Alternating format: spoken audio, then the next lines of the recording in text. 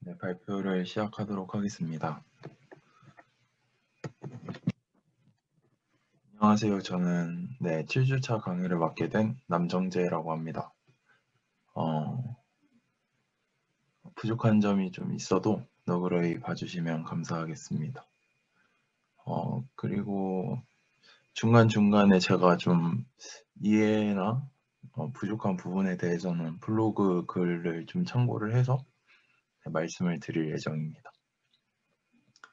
네. 잠시만요. 네. 지난 강의를 돌이켜보면 저희가 지금 최적화 문제에 대해서 다뤘습니다.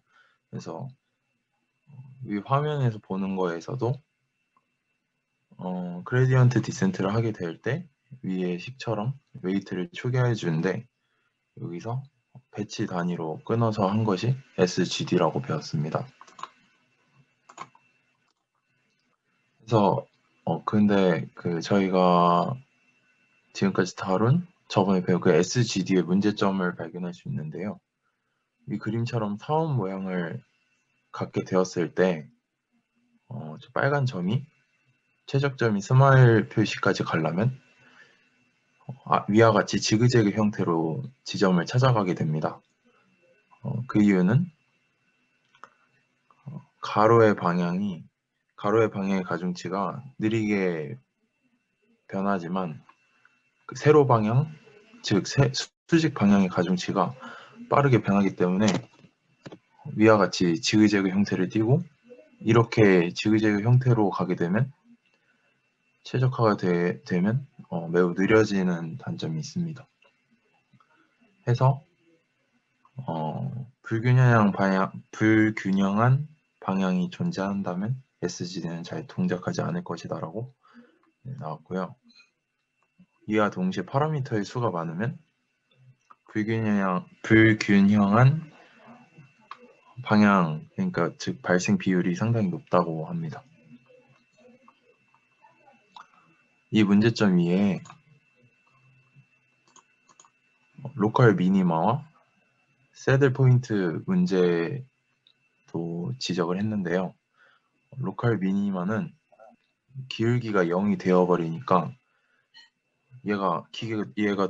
컴퓨터가 돌아가다가 이게 최적점인지 알고 중간에 멈춰버리는 것입니다.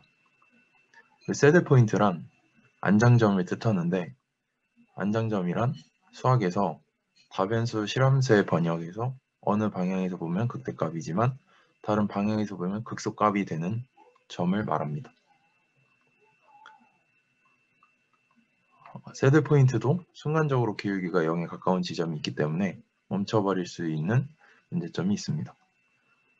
강의에서는 고차원에서 새들 포인트가 더 일반적으로 발생한다고 말하였습니다. 그래서 이런 문제점을 알 수 있는데요. 이러한 문제점에 대해서 개선이 필요한데 그 개선점으로 찾은 게 기울기가 0인 지점이 나와도 멈추지 않는 힘을 부여하는 것입니다. 그래서 이 문제를 해결하는 방법이 바로 SGD의 모멘텀 텀을 추가하는 것인데요. 가속도를 주는 것과 같다고 이해를 하시면 됩니다.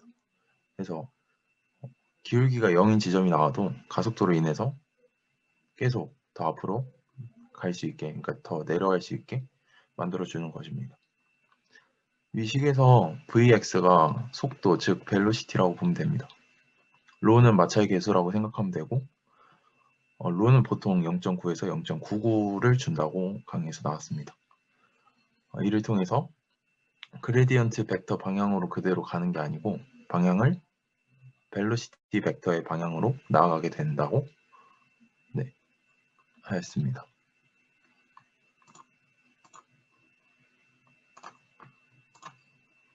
그래서 SGD 모멘텀을 줬을 때 이와 같이 파란색 선처럼 이렇게 부드럽게 이동하는 걸 확인할 수 있는데요.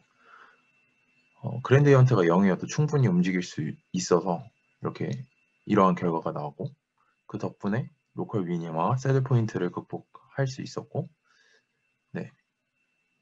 제대로 계속해서 내려갈 수 있게 되었습니다.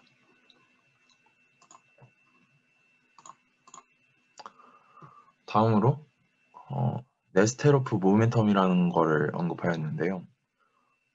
지금 왼쪽 그림 보시면 현재 그레디언트 방향이 붉은색, 속도 벡터는 초록색을 의미합니다. 초록색이 속도 벡터를 의미합니다. 하고 이 둘의 가중 평균을 actual step, 즉 이렇게 표현할 수 있는데, 네스테로프 모멘텀은 이 계산 순서를 바꾼 것입니다. 오른쪽 그림에서 볼 수 있듯이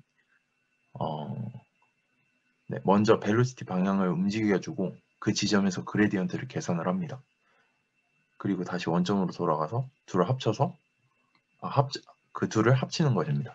그래서 벨로시티 초기값을 0으로 두는데, 기존의 SG 모멘텀은 현재 지점에서 그레디언트를 계산한 후 벨로시티와 섞어주는데, 네스테로프는 그 순서를 바꾼 그 점의 차이가 있고, 보시는 것과 같이 네스테로프 모멘텀은 콘벡스 최적화에서는 성능이 뛰어나지만 NN과 같은 non 컨벡스에서는 그러지 못하다고 하는데, 그 이유는 컨벡스 펑션이 옵티멀한 값을 찾기 쉽기 때문이 상대적으로 쉽다고 하기 때문입니다. 그래서 이것도 보시면 네스테로프가 다른 것에 비해서 잘 동작을 하는 것으로 확인할 수 있습니다. 다음으로 아다그라드라는 방법도 있다고 나오는데요. 이 방법은 매개 변수의 각각의 매개 변수에 맞게 그 갱신을 해주는, 그러니까 즉 훈련 도중에 계산되는 그 기울기를 활용하는 방법입니다. 위에 그림을 보시면 업데이트 과정은 그 오른쪽 그림과 같이 볼 수 있는데요. 벨로시티 텀 대신에 그라드 스퀘어드 텀을 사용합니다. 학습 도중에 계산되는 그레디언트를 제곱을 해서 계속 더해주는데, 오른쪽에 이 수식을 보면 확인할 수 있습니다. 이렇게 제곱을 해서 계속 더해주고, 업데이트 할 때는 업데이트 텀을 앞서 계산한 그레디언트 제곱근의 항으로 나눠줍니다. 해서 제곱근의 항으로 나눠주는 게 지금 루트가 씌워진 분수의 꼴로 나타낼 수 있습니다. 이렇게 진행이 되다 보니까 분모의 값이 자꾸 커지기 때문에 스텝을 진행할수록 값이 작아지는 것을 확인할 수 있습니다. 이는 즉 속도가 점점 느려진다는 건데, 업데이트 속도가 느려지는 건데, 컨벡스 할 때는 미니멈에 서서히 속도를 줄이면서 수렴하는 것이 좋다고 하지만, 넌 컨벡스일 때는 속도가 줄어들어 버리면 세드 포인트에 걸려서 중간에 멈출 수도 있다는 문제가 발생합니다. 즉 업데이트가 되지 않는 것입니다. 해서 넌 컨벡스, 즉 NN을 학습시킬 때는 아다그라드를 사용하지 않는다고 합니다. 해서 이러한 문제점의 해결책으로 다음 방법이 나오는데요. 그 방법이 RMS 프롭입니다.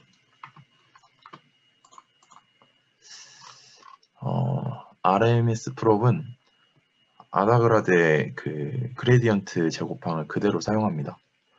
하지만 파란색 상자와 같이 누적뿐만이 아닌 디케이 레이트를 곱해주는데요. 여기서 디케이 레이트는 0.9 또는 0.95를 준다고 합니다.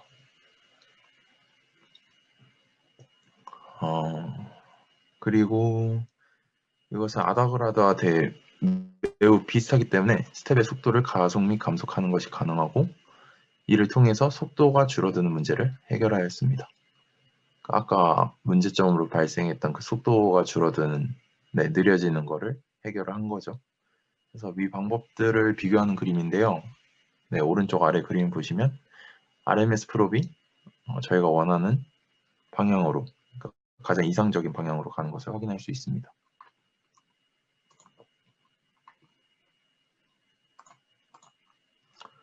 지금까지 본 방법들을 나누면 모멘텀과 A가 들어간 그 어댑티브, 그러니까 적응형의 계열로 나뉘는데 그 둘의 성향을 모두 합친 게 아담이라는 방법입니다. 아담은 first moment와 second moment를 이용해서 이전의 정보를 유지시킵니다. 빨간색 상자가 모멘텀, 즉 그레디언트의 가중 합이고 파란색 상자, 아다그라드와 RMS 프롭처럼 그레디언트의 제곱을 이용하는 방법입니다. 마치 이제 이 꼴을 보면 모멘텀과 RMS 프롭을 합친 것과 같이 볼 수 있는데 여기서도 문제점이 발생합니다. 여기서 강의에서도 말했듯이 first moment와 second moment가 이제 그 코드를 보면 0으로 주는 것을 확인할 수 있는데요. 근데 second moment를 1에 업데이트 하고 났을 때 그 베타 2의 값이 0.9, 그러니까 디케이 레이트를 곱해 주잖아요. 그래서 0.9, 0.99로 1에 가까운 수입니다. 그렇기 때문에 세컨드 모멘트는 여전히 0에 가까운 것을 확인할 수 있는데 이거를 그 업데이트 스텝에서 위에 식을 보면 업데이트 스텝에서 세컨드 모멘트로 나눠주는 부분이 있습니다. 근데 나눠주는 값이 작으니까 이제 분자가 이제 나눠주는 값이 작으니까 세컨드 모멘트가 이제 분모로 들어가는데 작다 보니까 분자가 커지게 되잖아요. 그래서 이제 값이 튄다고 합니다.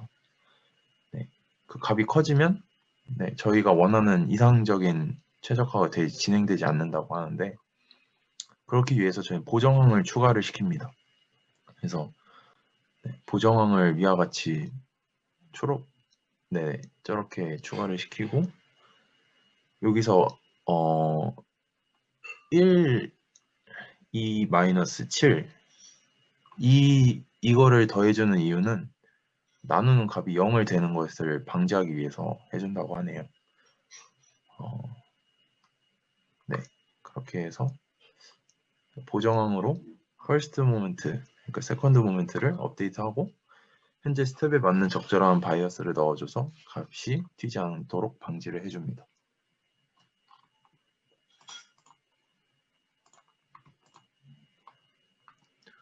저희가 지금까지 살펴보면 다 1차 미분을 활용한 최적화이다라는 거를 왼쪽 그림에서 말하고 있습니다.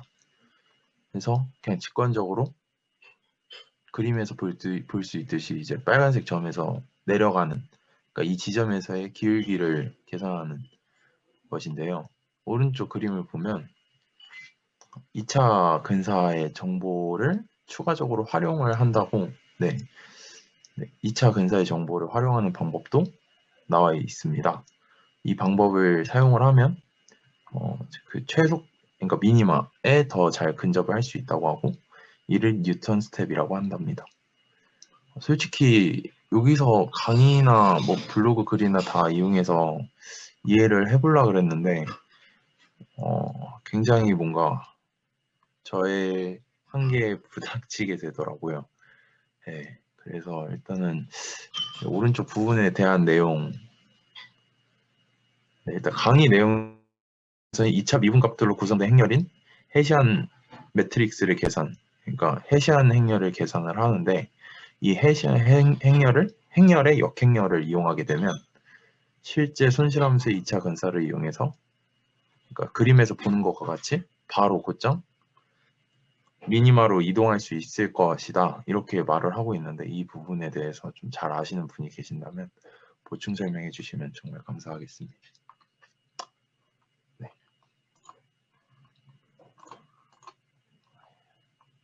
그리고 여기서 다음으로 나오는 LBFGS라는 방법은 이제 해시하는 행렬을 근사시켜서 사용하는 방법이라고 하는데 이 부분에 대해서도 앞에 그 이전 내용과 해시한 행렬과 연관되는 내용이기 때문에 좀 이해를 하지 못해서 일단 지금까지의 내용을 정리를 하자면 아담이 가장 좋은 선택이고 풀 배치라면 LBFGS도 좋은 선택이 될 수도 있다고 합니다. 그리고 지금까지의 모든 방법들은 모두 트레이닝 에러를 줄이고 손실함수를, 그러니까 로스 값을 최소화시키기 위한 방법, 즉 최적화의 방법에 대해서 알아본 것입니다. 네, 설명이 부족한 부분에 대해서는 네, 죄송합니다. 비욘드 트레이닝 에러라고 해서 이제 저희가 지금 방금 말씀드렸다시피 그 로스 값을 줄이는 거에 힘을 썼는데요. 저희는 그 로스 값을 줄이면서 트레인 셋과 밸리데이션 셋의 격차를 좁혀야 됩니다. 네, 그렇게 해서 만약에 그러니까 지금 이 부분이 점점 트레인과 밸리데이션 사이의 부분 격차가 넓어지면 오버피팅이 된다는 건데 저희는 이 부분을 줄여서 손실함수를 최소화시키기 위해서 최적화 과정에 대해서 배웠고요. 만약에 저희가 최적화를 모두 끝마쳤는데 그래도 데이터의 그 성능을 올리기 위해서는 어떻게 해야 되냐? 그래서 나온 게 모델 앙상블입니다. 네, 앙상블 방법인데 앙상블은 다수 개의 모델을 만들고 평균을 이용하는 방법입니다. 그러니까 다수 개의 모델을 만들고 이들의 평균을 이용하는 방법인데 방금 말씀드렸다시피 정확도가 90%나 좀 이제 좀 높은 성능이 나오면 그때 진짜 더 성능을 높일 때 사용을 한다고 합니다. 진짜 1, 2%더 올릴 때 사용한다고 하는데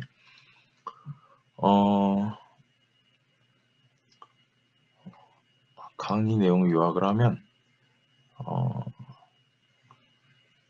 모델을 독립적으로 이제 학습시키는 게 아니고 학습 도중에 스냅샷이라고 해서 중간 모델들을 다 저장을 한답니다. 네, 그 저장을 한 거를 이제 앙상블로 사용을 할 수 있다고 합니다. 테스트 때는 여러 스냅샷, 그러니까 그 저장한 중간 모델, 저장한 모델들에서 나온 예측값들을 평균을 내서 사용을 합니다. 여기서 스냅샷, 그러니까 저장한 그거를 말하는데 스냅샷은 구간을 정해놓은 지점입니다.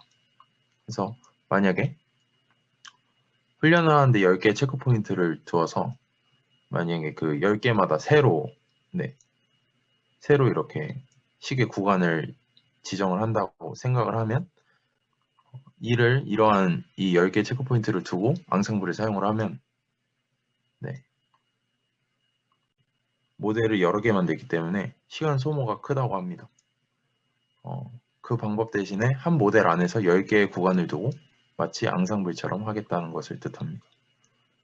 위에서 슬라이드에서 그 맨 오른쪽의 그림을 보면 빨간색 그 그래프가 이제 막 낮아졌다 갑자기 올라가고 낮아졌다 올라가고 이거 반복하게 되는데 이게 트레인 로스가 낮아졌다가 갑자기 올라가고 그러는데 이게 해당 지점에서 러닝 레이트를 엄청 낮췄다가 높였다가를 반복해서 이러한 그래프가 나타난 것입니다. 앙상블 기법은 모델을 한 번만 트레인 시켜도 좋은 성능을 얻을 수 있다고 합니다.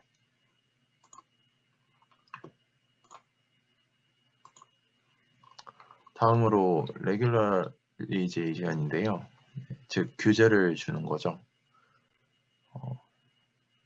그러니까 규제화란 단일 모델의 성능을 올리는 것이 저희가 최종적으로 원하는 건데 여기다가 규제항을 추가를 해서 트레이닝 데이터에 오버피팅 하는 것을 막아줍니다. 그러니까 저희가 이전에 그 슬라이드가 더 있는데 거기서 L1, L2를 뭐 설명을 해주지만 강의에서도 들었다시피 NN에서는 실제로 잘 사용하지 않는다 그래서 드롭 아웃이라는 방법을 소개하고 있는데요. 포워드 패스 과정에서 일부 뉴런을 0으로 만드는 것입니다. 그러니까 포워드 패스 이제 할 때마다 그 0으로 만들어주는 게 계속 갱신이 돼서 다음과 같이 막 모양이 계속 바뀌는데요. 현재 액티베이션 그 활성화 함수를 활성화 그 노드를 일부를 0으로 만들어서 다음 레이어의 일부와 0과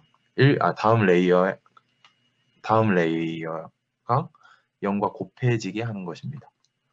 네, 그래서 그러니까 이거를 좀 제가 두서없이 얘기했는데 정리하면 다음 활성화 함수값은 이전 활성화 함수값 곱하기 가중치인데 이 다음 활성화 함수값을 이걸 0으로 주고 그러니까 요 안에 0으로 줘서 다음 활성화 함수값을 0으로 만들어 버리는 것입니다. 0으로 곱해져서 다음 활성화 함수값을 0으로 계속 나오게 하는 그러니까 이거를 이제 랜덤으로 0을 이제 중간중간에 줘서 말 그대로 드랍을 해버리는 거죠. 아예 빼버리는 거죠. 네, 그렇게 이해하시면 되고 드랍아웃은 오버피팅을 막아주는 특징을 갖고 있습니다. 오른쪽 아래 그림을 보시면 그러니까 이게 여기서 이 그림이 말하는 게 각각 노드별로 이제 전문적인 그러니까 각각 노드별로 갖고 있는 정보들이 있는데 맡고 있는 정보들이 있는데 얘네를 0으로 주면 다 없어져 버리니까 남은 노드들이 다 나머지 정보를 다 학습하려고 한다고 합니다.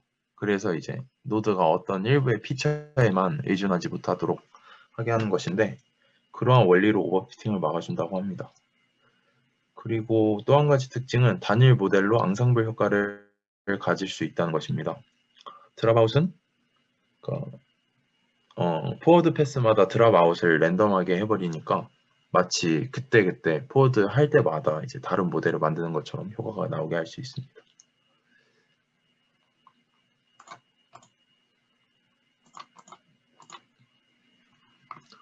다음으로 테스트 타임에서 드랍아웃을 살펴보도록 하겠습니다. 드랍아웃을 사용하게 되면 네트워크에 Z값이 추가됩니다. 여기서 Z값은 랜덤이고 근데 여기서 테스트 타임에 랜덤 값을 주는 게 좋지 않다고 하는데 이렇게 랜덤 값을 주는 거를 여기서는 랜덤리스 즉 무작위성이라고 말을 하고 있고 그걸 에버리지 아웃 시켜서 그 무작위성을 없애기 위해 에버리지 아웃이라는 방법을 사용한답니다. 에버리지 아웃은 적분을 통해서 한다는데 솔직히 이 부분을 좀 블로그 글에서 조금 참고를 했습니다. 블로그 글을 참고해서 말씀을 드리면 Z를 그러니까 샘플링을 통해서 적분에 근사시키는 것이라고 하는데 Z를 여러 번 샘플링을 합니다. 그리고 테스트 타임에 이 샘플링한 거를 에버리지 아웃하는 원리인데 이것도 테스트 타임에서 무작위성을 만들어내서 좋지 않다고 합니다. 그래서 여기서 로컬리 칩한 방법을 사용하는데 만약에 유런이 다음과 같이 XY 입력 인풋 XY로 있고 가중치 W1, W2 있고 출력 A라고 했을 때 테스트 타임에서의 A는 X 곱하기 가중치 W1 더하기 Y 곱하기 가중치 W2 이가 이렇게 될 것입니다. 그리고 드랍아웃을 이 네트워크를 드랍아웃이라고 생각하고 트레인 시킨다고 생각을 했을 때 X, Y는 다음과 같이 될 건데요. 그래서 그러니까 각각의 확률이 4분의 1씩 돼서 0일 때, 1일 때 X와 Y 값에 넣어주면 그 안에 식처럼 이제 맨 아래 오른쪽 아래 4분의 1을 다 더해주는 이 식처럼 되는데 이걸 평균값을 시켜주면 그 옆에 2분의 1 W1 X 플러스 W2 Y 이 식이 된다고 합니다. 그래서 트레인 때와 테스트 때의 값이 다른데 이게 테스트 타임의 기대값이 트레인 타임의 절반 값밖에 안 되는데 이제 이거를 아까 드랍아웃의 프로바빌리티를 0.5라고 준다고 생각을 한다면 이거를 그 출력값에 곱해주게 됩니다. 그러면 이제 그 값이 2분의 1이 되니까 그러면 이제 값이 똑같다고 할 수 있는데요. 솔직히 이거를 정확하게 이해하기가 좀 힘들었습니다. 그래서 참고해서 말씀드렸고, 이 부분은 드랍아웃을 코드화 시킨 것입니다.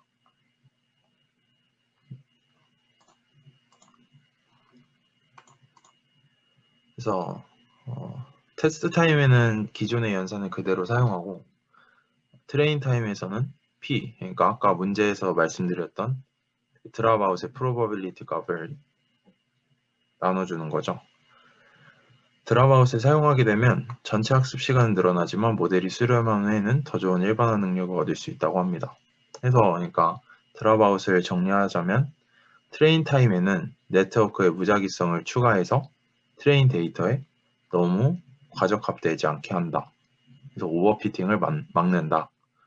그 다음에 테스트 타임에는 무작위성, 랜덤리스를 평균화시켜줘서 제너럴라이제이션, 그러니까 일반화시켜주는, 정교화시켜주는 효과를 주는 것이다. 해서 오버피팅을 막아주고 정교화 효과도 줄 수 있다고 합니다.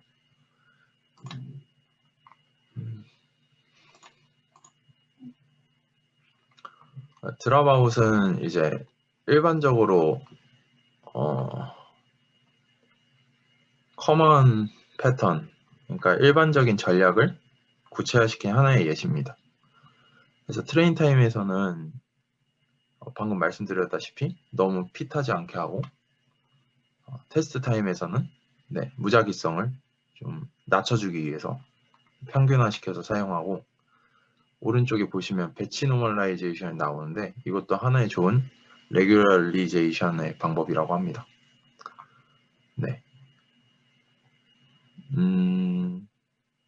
이렇게 하고 넘어가겠습니다. 다음으로 규제화 중 좀 또 다른 방법 중에 데이터 어규멘테이션이라는 방법이 있습니다. 이것은 트레인 타임에 이미지를 무작위로 변환시켜보는 방법인데요.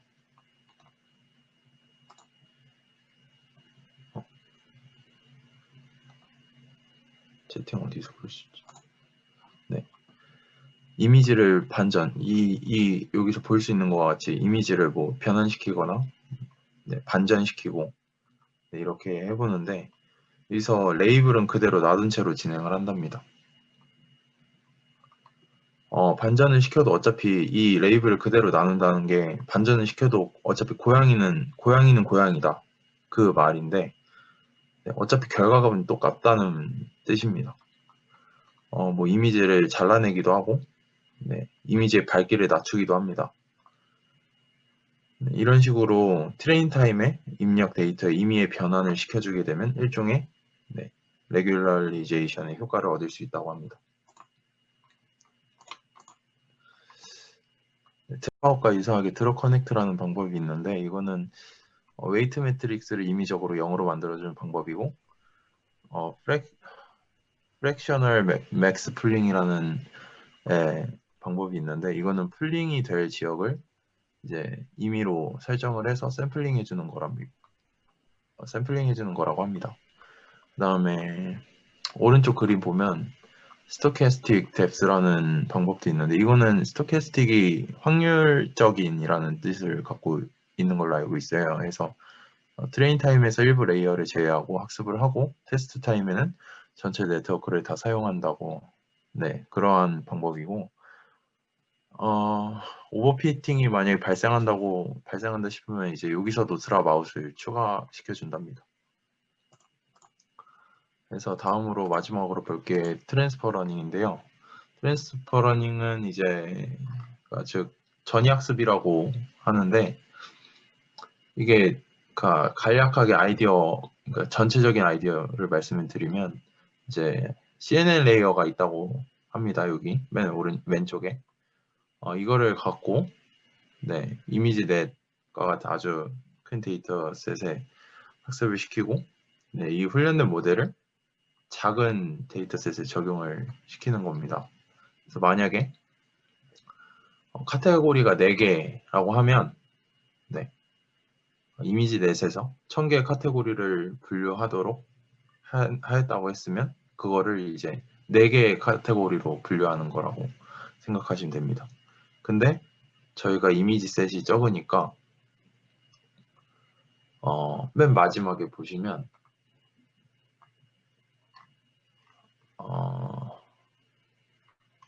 이제 맨 마지막에 FC, 그러니까 가장 일반적인 절차가 가장 마지막 FC 레이어는 최종 피처와 클래스 스코어 간의 연결을 뜻하는데 이거를 초기화시켜 준답니다. 네, 그러니까 만약에 예를 들어서 뭐 이미지를 학습시킬 때는 원래는 그 크기, 그러니까 이미지 크기 곱하기 1000차원의 행렬이었는데 그거를 그 이미지 크기 곱하기 저희가 나눠주려는 카테고리의 개수, 그러니까 클래스의 개수, 그러니까 4로 해줍니다. 그러니까 4096 곱하기 4라고 생각하시면 되고, 그 맨 마지막에 보시면 가중치 행렬은 초기화 시켜준다 그랬는데, 그랬을 때 이전에 나머지 레이어들의 가중치는 모두 프리즈 시킵니다. 그러니까 우리가 초기화한 레이어만 재사용하는 그러한 원리입니다. 마지막 레이어만 갖고 데이터를 학습한다는 원리인데, 데이터가 좀 있다면 레이어를 좀 더 위로 이동을 해서 파인 튜닝을 할 수 있다고 합니다.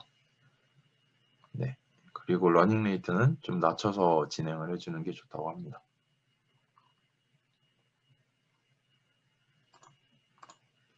다음으로 이러한 시나리오를 설명하고 있는데요. 유사한 데이터셋과 그러니까 유사한 데이터셋, 그러니까 저희가 말씀드린 건 유사한 데이터셋과 작은 데이터를 갖고 있을 때, 그리고 유사한 데이터셋과 좀 많은 데이터, 그 다음에 아예 다른 데이터셋과 작은 데이터, 전혀 다른 데이터셋과 좀 많은 데이터, 이러한 4가지의 분류를 할 수 있는데, 만약에 유사한 데이터셋과 적은 데이터면 리니어 클래시파이어를 사용을 하고요. 유사한 데이터셋과 많은 데이터를 갖고 있으면 파인 튠을 해줍니다. 그리고 이제 오른쪽 라인이 문제인데요. 서로 다른 데이터셋을 했을 때 어떻게 해야 되냐. 이제 문제가 생긴다고 하는데 이거 파인 튠도 해결을 그러니까 이 상황에서는 파인 튠으로 해결을 할 수 있다고 합니다. 네. 마지막인데 여기서는 간략하게 트랜스퍼 러닝이 보편적으로 쓰이고 있는 것을 말하고 있는데요. 왼쪽은 오브젝트 디텍션에 관련된 그림이고 오른쪽은 이미지 캡셔닝에 관련된 그림인데요. 이 2개 모두 처음에 CNN으로 시작을 합니다. 컴퓨터 비전 알고리즘들이어서. 네. 그래서 대부분 프리트레인드 모델을 사용하고 저희가 작업하려는 그 프로세스에 맞게 파인 튠을 해주는 그런 과정을 거친다고 하네요. 네. 일단 이거는 간략하게 얘기하면 이 정도가 되고, 네, 좀 발표 시간이 좀 길어졌는데 끝까지 들어주셔서 감사합니다. 설명에 대해서 좀 부족한 점